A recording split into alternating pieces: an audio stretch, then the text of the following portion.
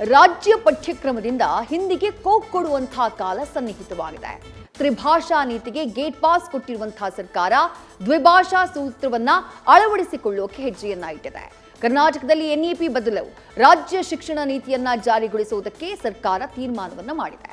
ದ್ವಿಭಾಷಾ ನೀತಿ ಬಗ್ಗೆ ಪ್ರೊಫೆಸರ್ ಸುಖದೇವ್ ಥೋರಟ್ ಸಮಿತಿಯ ವರದಿ ಸಿಎಂ ಸಿದ್ದರಾಮಯ್ಯ ಅವರ ಕೈ ಸೇರಿದೆ.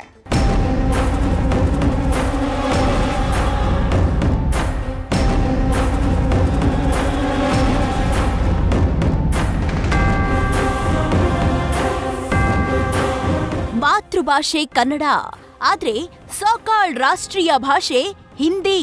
ಇದನ್ನ ಕಲಿಯೋದು ಕಡ್ಡಾಯ ಎಂಬ ಹೇರಿಕೆ ನೀತಿ ವಿರುದ್ಧ ಕರ್ನಾಟಕ ಸೆಡ್ಡು ಹೊಡೆದಿದೆ. ರಾಜ್ಯ ಪಠ್ಯಕ್ರಮದಿಂದ ಹಿಂದಿ ಭಾಷೆಗೆ ಗೇಟ್ ಪಾಸ್ ಕೊಡಲು ಮುಂದಾಗಿದೆ.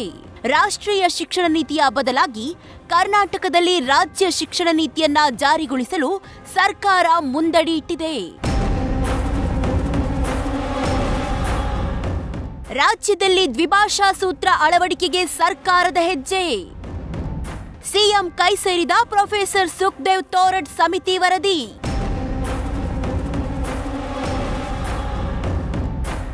ಎನ್ಇಪಿ ಬದಲು ರಾಜ್ಯ ಶಿಕ್ಷಣ ನೀತಿಯನ್ನ ಜಾರಿಗೊಳಿಸಲು ರಾಜ್ಯ ಸರ್ಕಾರ ನಿರ್ಧರಿಸಿದೆ. ಇದಕ್ಕಾಗಿ ಪ್ರೊಫೆಸರ್ ಸುಖದೇವ್ ಥೋರಟ್ ನೇತೃತ್ವದ ಸಮಿತಿ ರಚಿಸಿತ್ತು. ಈ ಸಮಿತಿಯು ತನ್ನ ವರದಿಯನ್ನ ಸಿಎಂ ಸಿದ್ದರಾಮಯ್ಯಗೆ ಇವತ್ತು ಸಲ್ಲಿಕೆ ಮಾಡಿದೆ. ಒಟ್ಟು 2197 ಪುಟಗಳ ರಾಜ್ಯ ಶಿಕ್ಷಣ ನೀತಿಯ ವರದಿಯನ್ನ ಸಮಿತಿ ಸರ್ಕಾರದ ಕೈಗಿಟ್ಟಿದೆ. ಈ ವರದಿಯಲ್ಲಿ ಶಿಕ್ಷಣ ನೀತಿಯ ಬಗ್ಗೆ ಹಲವು ಶಿಫಾರಸುಗಳನ್ನ ಸಮಿತಿ ಮಾಡಿದೆ.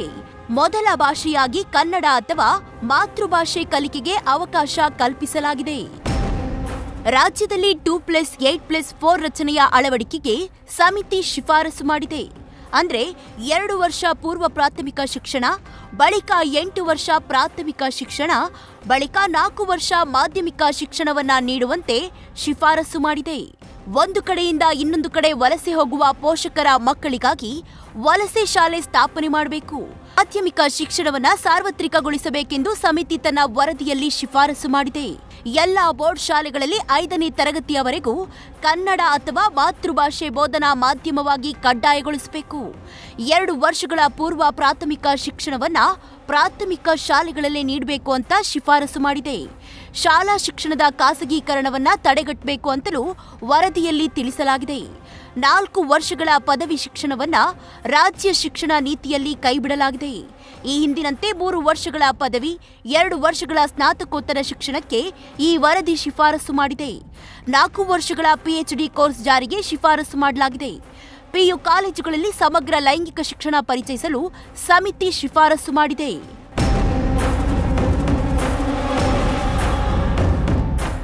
ಮಾತೃಭಾಷೆ ಅಥವಾ ಕನ್ನಡ ಹಾಗೂ ಇಂಗ್ಲಿಷ್ ಭಾಷಾ ನೀತಿಯನ್ನ ಅನುಷ್ಠಾನಗೊಳಿಸಲು ರಾಜ್ಯ ಸರ್ಕಾರಕ್ಕೆ ವರದಿ ಸಲ್ಲಿಕೆಯಾಗಿದೆ. ಆದರೆ ಕರ್ನಾಟಕದಲ್ಲಿ ಕನ್ನಡ ಭಾಷೆಯ ಕಲಿಕೆಯನ್ನ ಕಡ್ಡಾಯಗೊಳಿಸಲು ಈ ವರದಿ ಶಿಫಾರಸು ಮಾಡಿಲ್ಲ. ಕರ್ನಾಟಕದಲ್ಲಿರುವ ಅನ್ಯ ರಾಜ್ಯದವರು ತಮ್ಮ ಮಕ್ಕಳಿಗೆ ಅವರ ಮಾತೃಭಾಷೆಯನ್ನ ಆಯ್ಕೆ ಮಾಡಿಕೊಳ್ಳಬಹುದು. ಇದರಿಂದ ಅನ್ಯ ರಾಜ್ಯದ ಪೋಷಕರು ಕರ್ನಾಟಕದಲ್ಲಿ ವಾಸವಿದ್ರೂ ಕರ್ನಾಟಕದ ನೆಲದ ಭಾಷೆ ಕನ್ನಡವನ್ನೇ ಕಲಿಸದೇ ಇರಬಹುದು. ಹೀಗಾಗಿ ಸಮಿತಿಯ ವರದಿ ಕನ್ನಡಕ್ಕೆ ವಿರುದ್ಧವಾಗಿದೆಯಾ ಎಂಬ ಆಕ್ಷೇಪ ವ್ಯಕ್ತವಾಗಿದೆ. ಇದನ್ನೆಲ್ಲ ಗಮನಿಸಿದ್ರೆ ಈ ವರದಿಯನ್ನ ಕನ್ನಡಿಗರು ಒಪ್ಪಿಕೊಳ್ತಾರೋ ಇಲ್ವೋ ಎಂಬ ಅನುಮಾನವಂತೂ ಇದ್ದೇ ಇದೆ. Harish Kakol, political bureau, news first. News first ನಿರ್ಭೀತಿಯಿಂದ ನಿಮ್ಮ ಪರವಾಗಿ.